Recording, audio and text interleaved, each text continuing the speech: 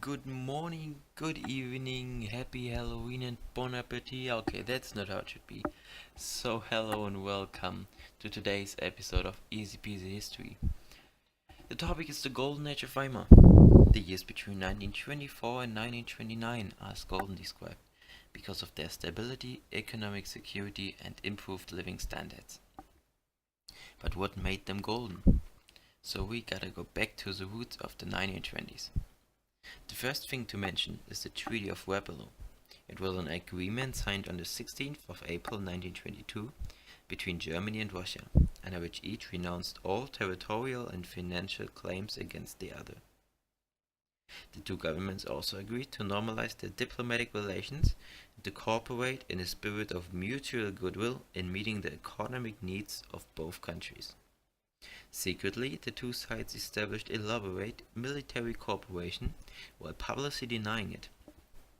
They did it secretly because military armament was prohibited by the Treaty of Versailles. So the seeds of German recovery were planted in the autumn of 1923 when Gustav Stresemann was elevated to the chancellorship. Stresemann plus ministers made plans to defeat the hyperinflation crisis. So what did they do? Those brains just brought out a new currency, the Rent mark, and fixed its values to gold prices. Another key point was the Dawes Plan. So the Dawes Plan was presented on the 9th of April in 1924. But what did this ugly yellowish book do to Germany? Under the Dawes Plan, Germany's annual reparation payments would be reduced, increasing over time as its economy improved. But the full amount to be paid, however, was left undetermined. As well, France and Belgium would evacuate the Ruhr, and foreign banks would loan the German government 200 million to help encourage economic stabilization. And over the next 4 years, US banks continued to lend Germany enough money to enable it to meet its reparation payments to countries such as France and the United Kingdom. Next, we talk about the Pacts of Locarno. There were a series of agreements whereby Germany, France, Belgium, Great Britain and Italy mutually guaranteed peace in Western Europe. The treaties were initiated at Locarno, Switzerland, on October 16th and signed in London on the 1st of December. In the major treaty, the powers individually and collectively guaranteed the common boundaries of Belgium, France and Germany, as specified in the Treaty of Versailles of 1919. Germany signed treaties with Poland and Czechoslovakia, agreeing to change the eastern borders of Germany by arbitration only. Germany also signed arbitration treaties with France and Belgium, and mutual defense pacts against possible German aggression were concluded between France and Poland, and France and Czechoslovakia. So as an adjunct, Germany was promised entry into the League of Nations. So the spirit of Locarno symbolized hopes for an era of international peace and goodwill. Now coming to the economy. The economic revival of the mid-1920s enabled the introduction of social reforms and better standards of living. The SPD reintroduced and overhauled the Bismarckian welfare state, providing protection for the young, the aged, the unemployed, and the disadvantaged. The 1922 Youth Welfare Law declared that every German child had the right to education, spiritual, physical and social fitness. Other reforms provided benefits and assistance to war veterans, wives and dependents of the war dead, single mothers and the disabled. Weimar government also attempted to address a critical shortage of housing in many parts of Germany. For example, Article 155 of the Constitution declared that the state must strive to secure healthy housing to all German families, especially those with many children.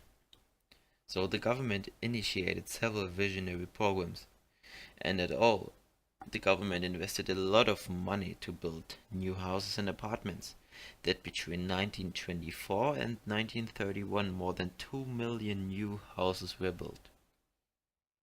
So now let's talk about a social and cultural change which made this time golden.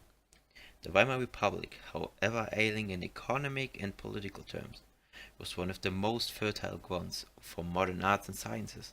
Berlin, in particular, became a thriving center for many new art movements such as Dadaism and Expressionism, whilst the Bauhaus school near Weimar revolutionized architecture. As well, there was the New Woman. For example, Article 109 of the Weimar Constitution stated that men and women have the same fundamental rights and duties as citizens, including the right to vote and to hold office. In the next years of the Weimar Republic, the majority of the electorate was female. The women gained more power in both society and government, that their position in society began to change. The new woman went out into public economic life as an independent worker with a new physical figure, shorter and shorter clothes.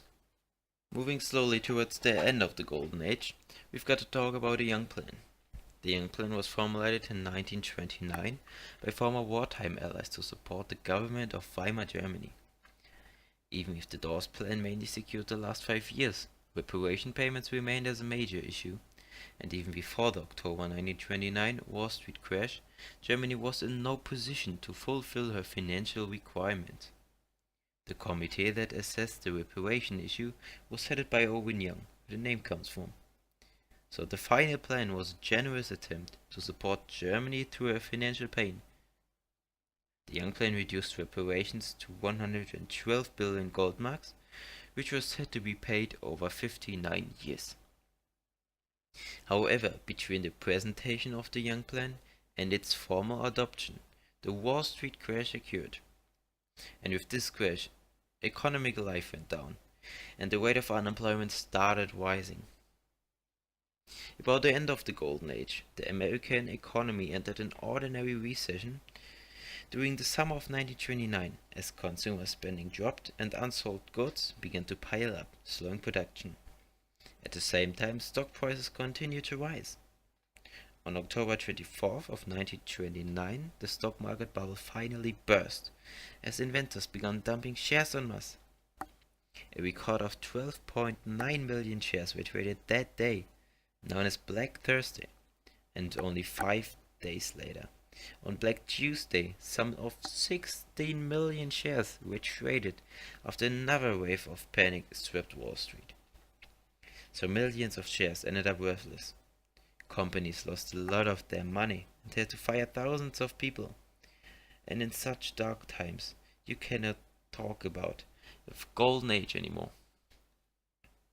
Alright, coming to a conclusion, why this period of time should be a Golden Age or why it shouldn't be. It can be called a Golden Age because, for example, the hyperinflation got defeated, and almost everybody went back to normal living standards with new prices. As well, France and Belgium withdrew from the war in mid-1925, freeing up Germany's industrial resources there. Then the Locarno Pacts gave a safer feeling for the folk. And with the Dawes and Young Plan, the reparation payments decreased. As well, a lot of money was coming from foreign banks, especially from the USA for German economy, which brought a good feeling. Then, the New Woman was a key point for female cultural development. As well, there was a huge cultural upswing.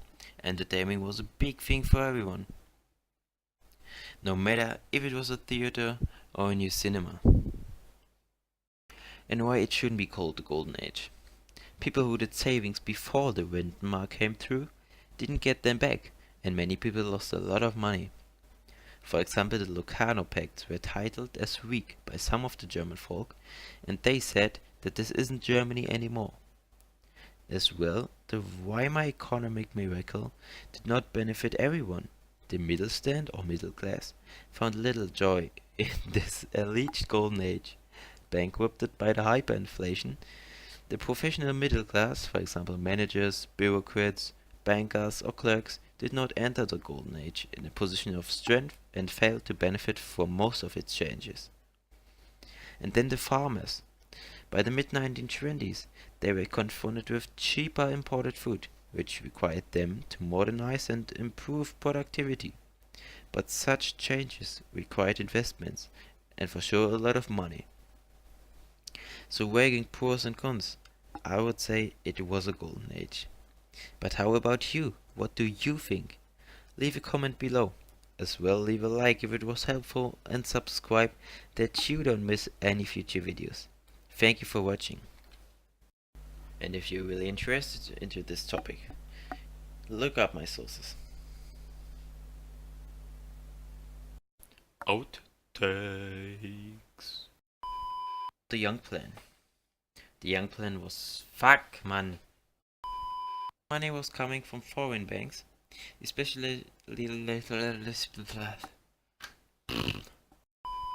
same time stock for Harmonic.